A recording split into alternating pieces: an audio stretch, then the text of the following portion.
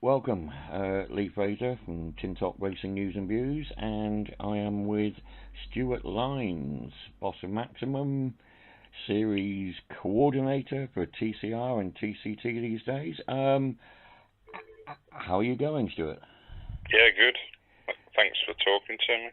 No problem. Thank you for doing this interview. I know it's not easy, and it's not an easy subject, but it is something which we are tackling over the course of a week or so with driver interviews, etc.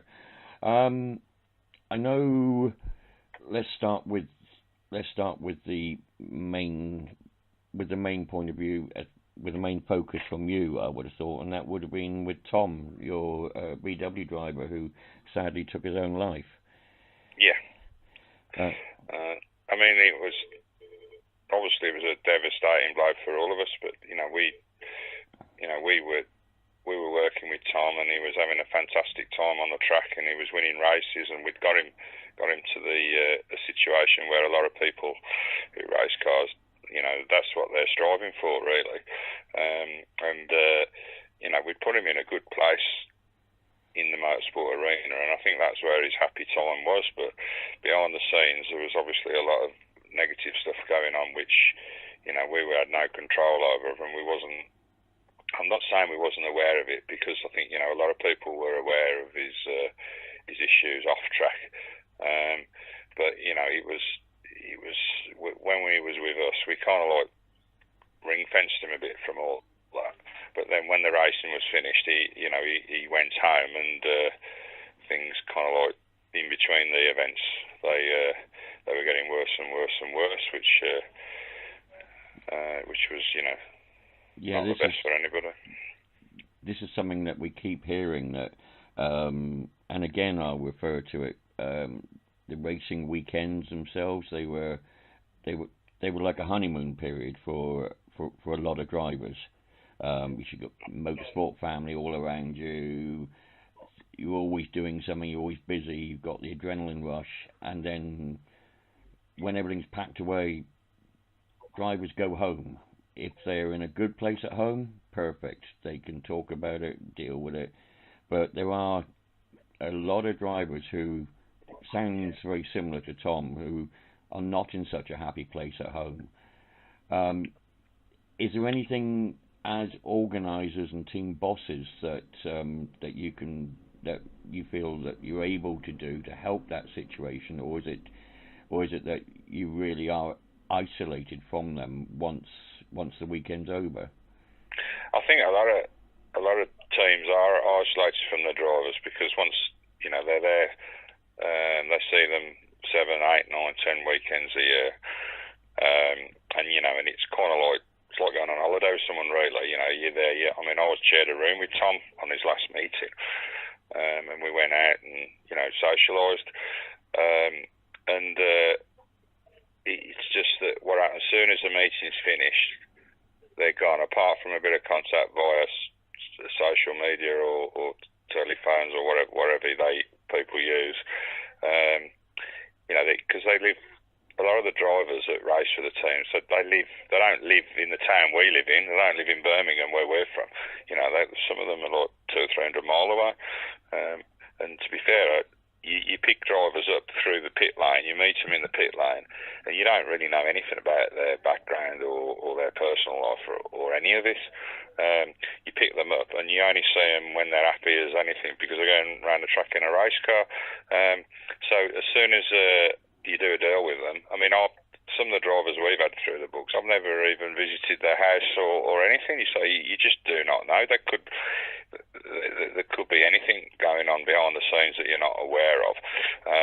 But also, you never see them in their unhappy place. So it's just difficult, because you only judge them on how happy they are. And I think it goes with any driver, really, because if someone's at a race event doing what they like doing and they're unhappy, I mean, that's very unusual, isn't it? Yeah.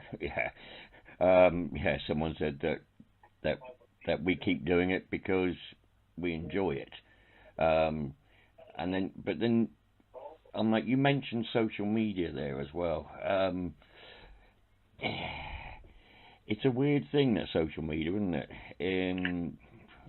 don't know if you've got any thoughts on how it's evolving and how it's affecting drivers. And I think if a driver's doing well, the social media is always going to be on side, and they back what they've done, and they give them a load of pats on the back and all the rest of it. But if you're having a bad time, or you're not getting the results that you need, or there's some of the social media comments that are out there. It's not just about the drivers; it's about organisers like ourselves, and that as soon as they perceive you've done something wrong, they're quick to react to that. They're not very quick to react to what you've done right.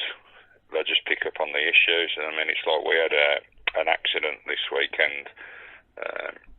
I tell you, it was Brett Smith. He had an accident in the Volkswagen Cup race in the second race with another driver called Mark Crossley, and it was a huge accident.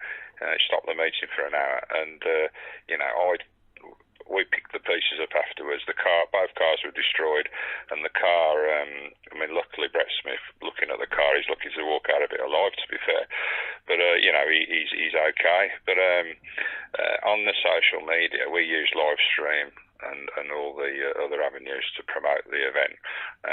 The second race, where there was kind of like, it was just a race and it was a good race, it was good to watch.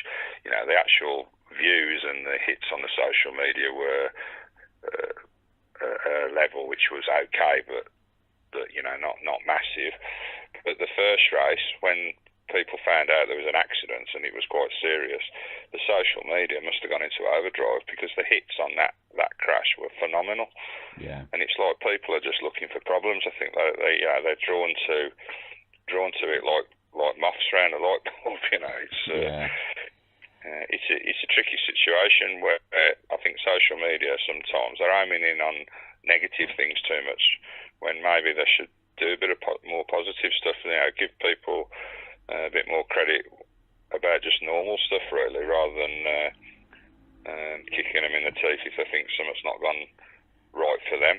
I question some of the people on there anyway, what their state of mind is, the people that are making the comments, because I agree with banter. I think banter's the way forward, and but there's sometimes they go a little bit off target with it, and it causes upset at the other end. And they might not see the upset initially, but I think people like ourselves and people that organise things and people that race, they do sit down and think about some of the comments, and it does have an effect on them. That's a point I was going to ask you. I'm like, how do you deal with those negative comments that you will see from time to time? Is it something that affects you, or are you able to flick a switch and say, they don't know what the heck they're on about anyway, and move on? Or to be fair, I've had to learn how to try and flick a switch and forget about certain stuff. I try and deal with it in my own way. We try and fix things. If we think it's a genuine issue that needs fixing, we'll try and put it right. But I'm from old school, where when there was an issue, we used to sort it out face to face. If someone's got an issue with you, they used to sort it out in the playground type of thing, where and it was like old-fashioned views, and maybe we used to have a little bit of a scrap about it, but it was nowadays there's just people there that can press a button and do something, and it's kind of like there's no comeback for them. They just seem to think that it's just I can do that, and I don't care who I upset. And it's I think that I don't know how that can be policed going forward.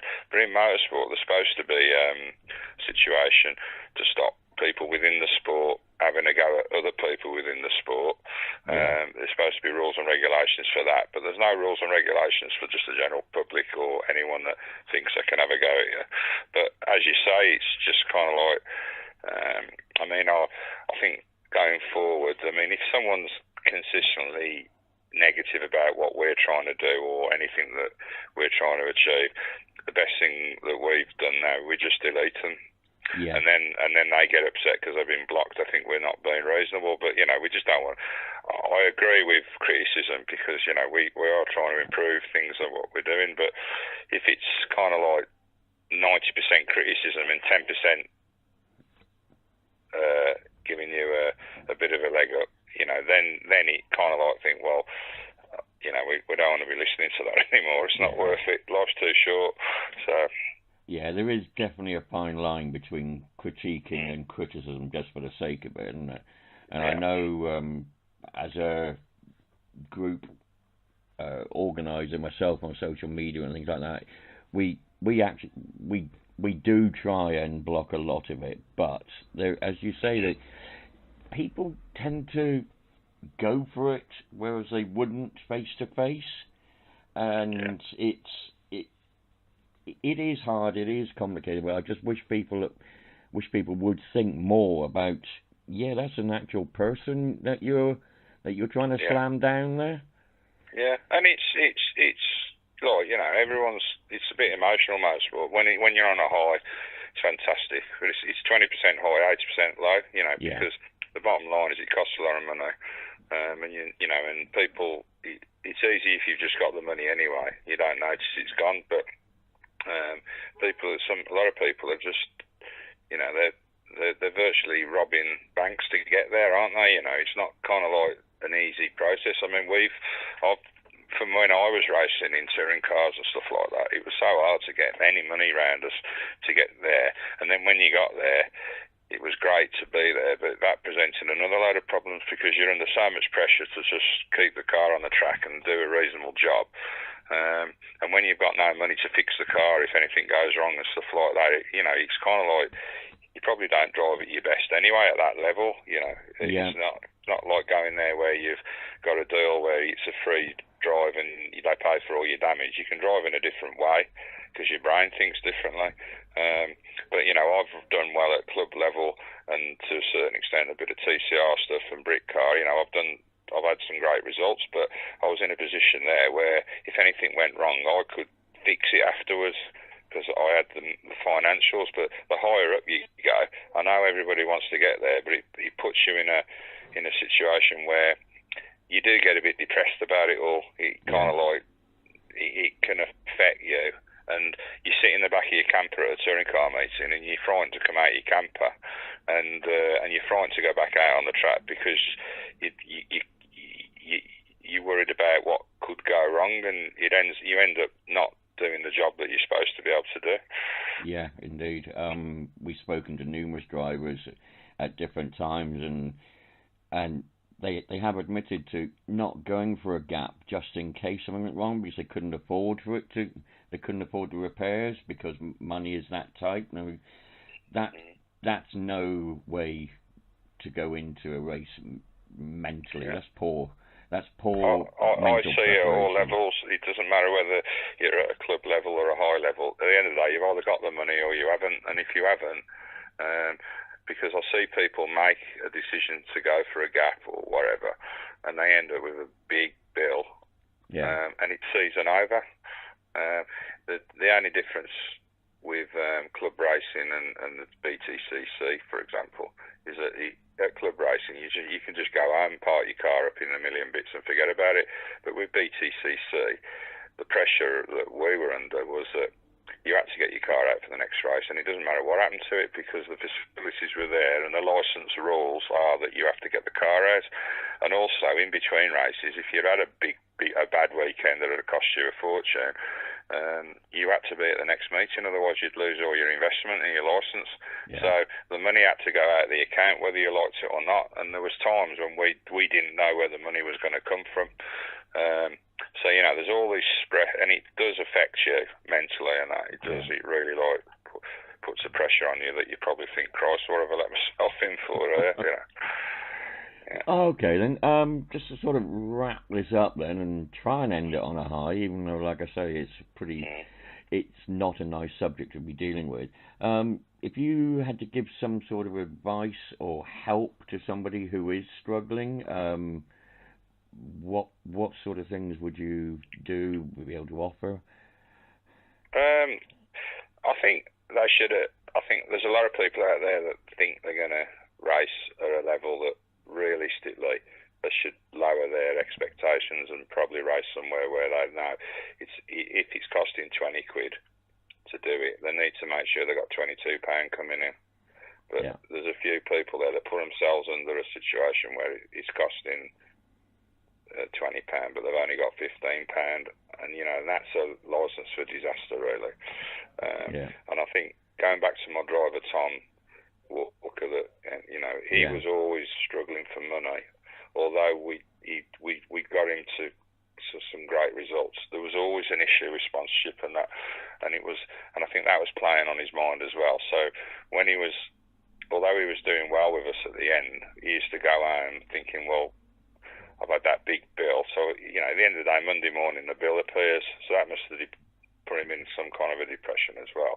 But then he was having personal problems on top of that, lots of them, and it kind of like all compounded for him, I think. And it's just a massive shame. I'd hate to think there's more people out there like that, because if they are in that situation, I think they need to get it out there with someone. I mean, the advocate that was at the funeral with Tom, who turned up, and which was good for everyone. No one expected him to turn up, was Paul O'Neill, and then I think he's behind all this to try and help people out who are in maybe in a similar situation. You can't tell from the internet whether they're in a good place or a bad place, and that's where most people get judged.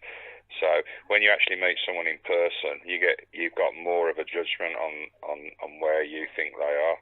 I've had a lot of people ring me up who say, "Oh, I want to do this and I want to do that," and I have a look at their personal situation and maybe where they are, sponsors and financially, and I've kind of like walked away from some people because I think it's going to end up in a disaster for them, because I don't think they can afford to do what they think they want to do, and I know that it's at the time they probably thought, well, that's not the right thing for them, but long term it is. It's got to be.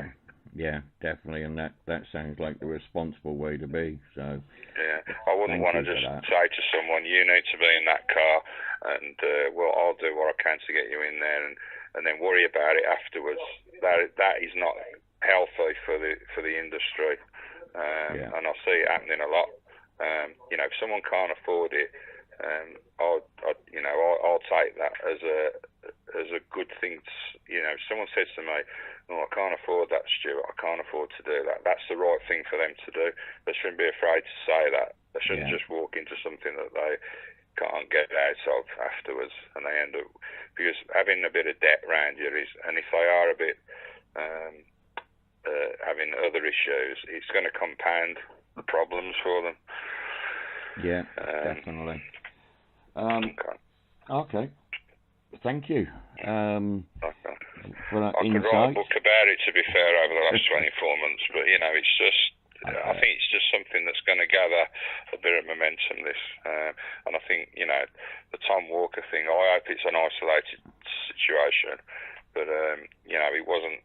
I had to stand up in front of 250 people and do an epitaph for him, and I didn't know 220 of them, and we did it all about motorsport, and the people that were there at the funeral were amazed at how well he was doing at motorsport. There was a video of, and they all came up to me afterwards and said, "We didn't know he was so good in a race car." There's so many things that the people that only saw him when he was at his worst didn't know that he had this other life.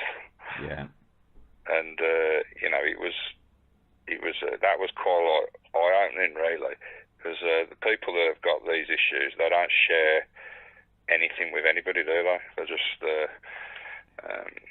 keep everything to themselves, and that is the problem. They need to issue. Get it out there. Yeah, definitely. All right. Well, thank you, Stuart. Thank you for your time. Okay, mate. And let's hope that together the racing family can all pull it in together and help each other out as and when needed, because it sounds like it is needed. Yeah, okay. All right, thank you. I'll speak to you again. Cheers. All right, thank you.